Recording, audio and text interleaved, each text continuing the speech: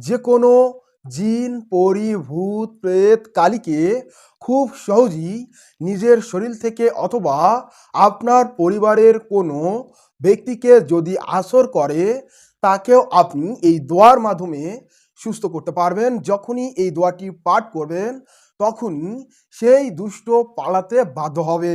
কেননা এই দোয়ার এতটাই শক্তি যে যখনই আপনি এটার প্রয়োগ করবেন, এর প্রভাব আপনি নিজের চোখেই দেখবেন। তারপর আপনি এই ভিডিওর কমেন্ট বক্সে এসে কমেন্ট করে জানাবেন যে আমি আপনাকে সঠিক শিক্ষা দিয়েছি নাকি ভুল শিক্ষা দিয়েছি। এটা আপনাদের হাতেই ছেড়ে দিলাম। অবশ্যই কমেন্ট করবেন, কেননা এই ভিডিওটি আরও অনেক দর্শকরা দেখবে। সেই সাথে আপনার কমেন্ট পড়ে তারা ডিসাইড করতে পারবে যে আসলেই এই দোয়াটির শক্তি সম্পর্কে তারা একটা ধারণা লাভ করবে। এটা আপনাদের কাছে রিকোয়েস্ট থাকবে, অবশ্যই কমেন্ট করে জানাবেন।